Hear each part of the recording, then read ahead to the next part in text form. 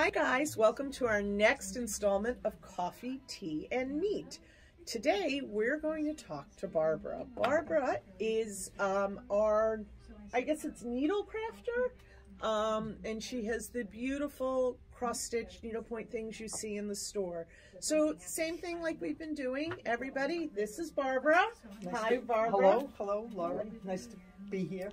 We're so glad you're here. I want to start with, how'd you get here? In other words, how'd you get started? How'd you get to Craftworks? How long have you been with Craftworks? Well, it was interesting because I thought about this, and I went to lunch at Special Teas in the middle of Northboro.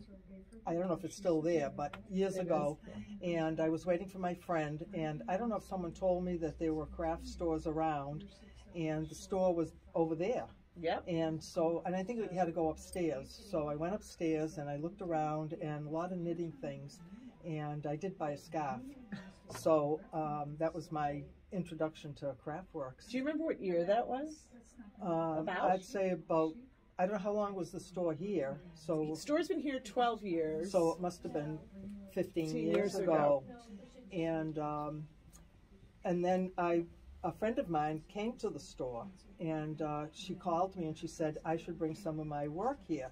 And I said, well, you know, when you're just kind of doing it. And so I did. I took her up on it, and I brought a couple of pieces, and Andy liked them.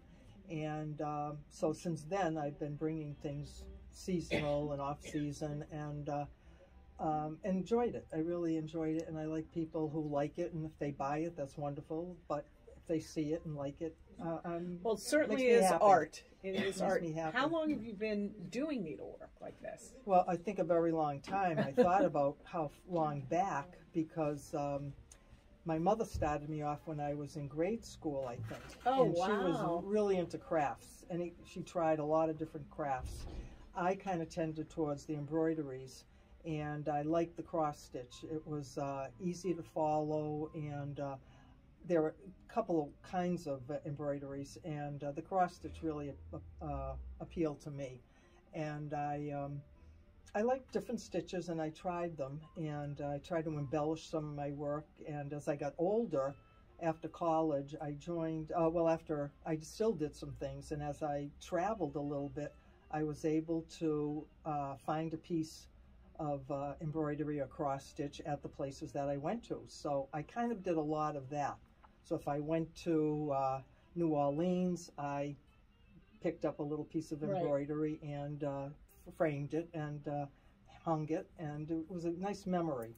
And then if I went overseas, I did the same thing.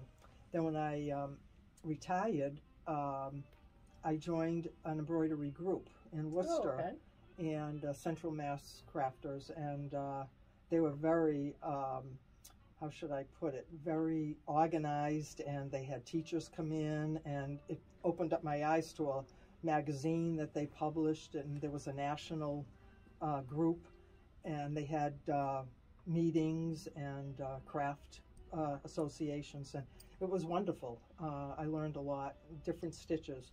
I still went back to my cross stitch though, and I kept that. So my mother influenced me a lot, and then as I got older, I kind of took it on myself.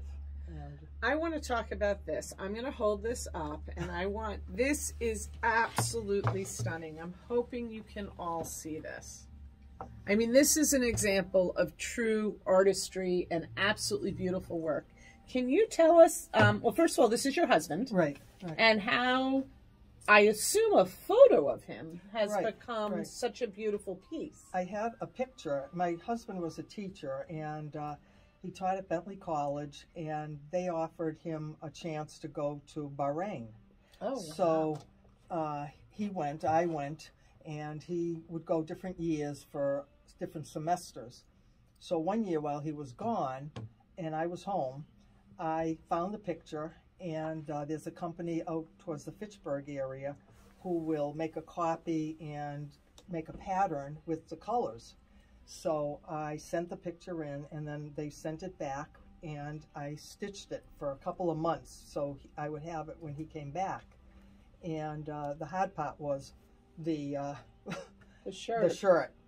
if anyone ever tries this, have a nice plain blue shirt or green shirt, because when you stitch, then every so many stitches you had to change colors, so it's tedious more than. And this is a counted cross stitch on what looks like a linen or something. It's a very it's still AIDA. It might be 18 point. Okay. Which means there's 18 little blocks to an inch. Okay. And it pretty much mimics the picture, because anybody that knows him, and I showed it, their reaction is like the people over here went, "Oh my God!" And it looks just like him, and it does. That is fabulous. And you use the thread to get his coloring. Yeah, and his... right.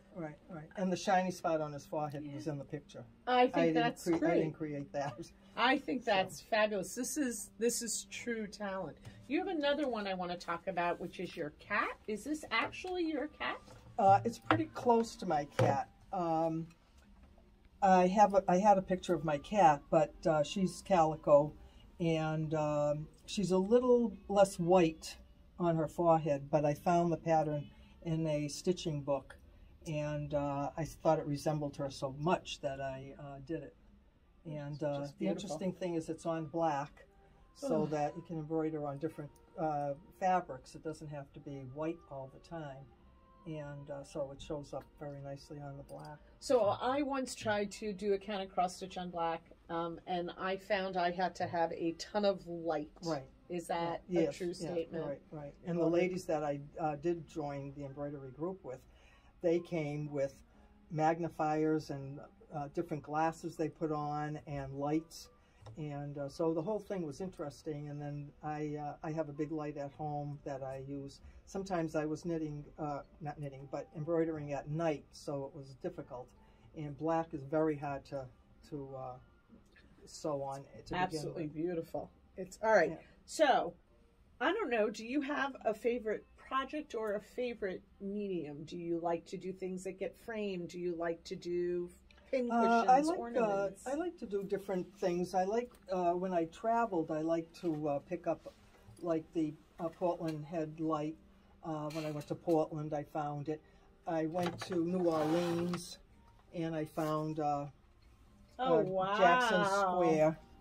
Oh my goodness, that's piece. Gorgeous. So a lot of memories of travel. That's right, yeah. So I started doing that a lot, and then I ended up around seasons, picking things up seasonal. So for Christmas or Halloween, I did some things. I did a few, if I can show these. You certainly can. Little ornaments.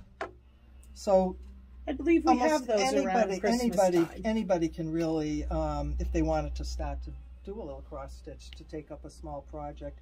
I did some bookmarks, and there were different stitches, and they're pretty and they're neat, and kids or grown-ups can do that. I also I found where you can do Christmas cards.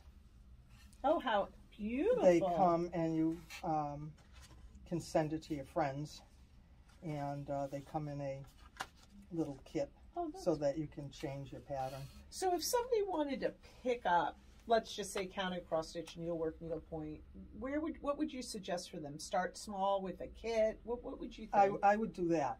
I would start with a kit. And small, it doesn't really have to be small, because once you get the hang of doing it, because you have to count. Yes. And I tried embroidery and they cross stitch too, where they stamp the picture on a very thin material, like a light linen, and I found that very tedious. Even though the crosses were there, you had to use a thicker thread. And your needle, you had to make sure when you did the cross that the holes were at the tops of those crosses, and that was hard. So I did a couple of pieces like that, but I still prefer the AIDA material and the cross stitch. Is this considered cross stitch? Well, this is embroidery. This my mother did, and I found it wrapped in some papers, and I was afraid to wash it because a lot of times threads can run, so I just had it framed to preserve it. And I am assuming this was already with a stamp design on it, so she filled it in with colors and different stitches. So it's not cross stitch, but it's a type of embroidery that filled it in. Beautiful. But it's very old, and my mother must have, did it like 50 or 60 years ago. So, but I kept it, and I kind of liked it. It was different, and the hair I thought was kind of modern now. Yeah, really. I don't know why she ever did that color, but she might have been ahead of her time. Speaking of color, how do you choose color? I know some patterns come and say you should do this, but I imagine the artist you are, you probably... Well, I changed some of some threads you can get that are different quality and different colors, and some, for example, silver or gold, and some varied, like in this one of the patterns. This is one kind of thread, but it's varied, so you can embellish it a little bit with that. And I love to work with pearls and different beads. Beads are kind of one of my favorites. Yep. And you can add to it and enhance a picture using beads. The thing with beads is you can't just go and do it while you're at someone's house or while you're watching TV, because the beads kind of roll around.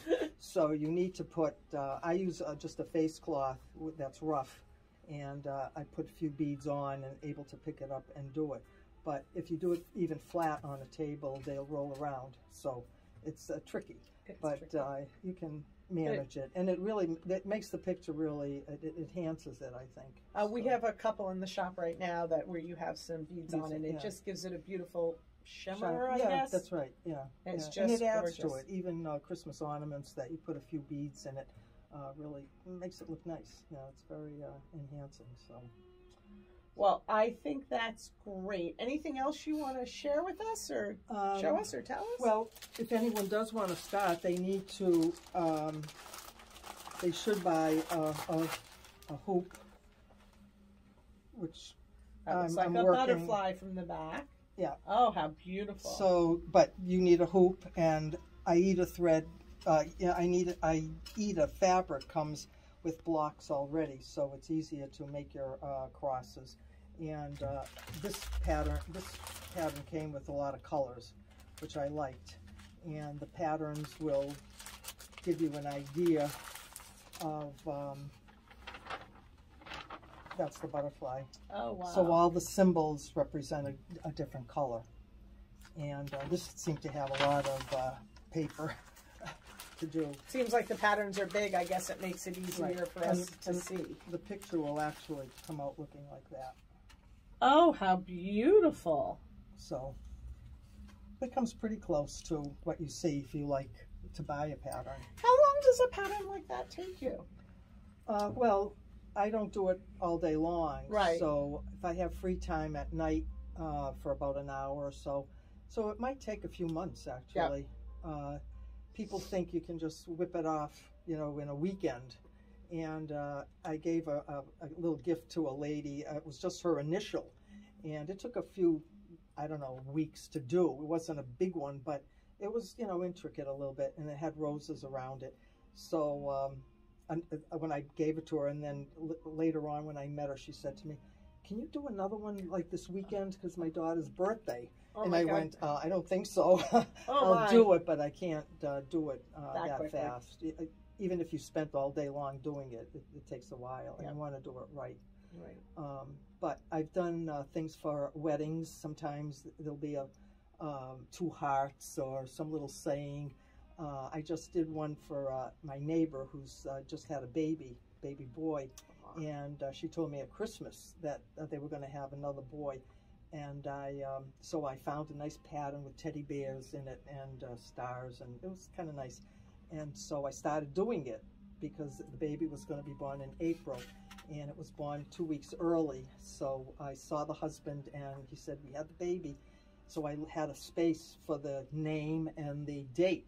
So I had it. I couldn't put it together until I got that. And then when I did, then having it framed now, so I'll give it to them for Easter.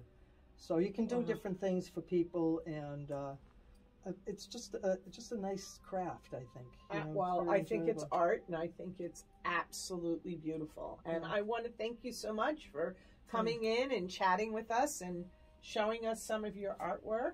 And as always, guys, have a great day. Yeah.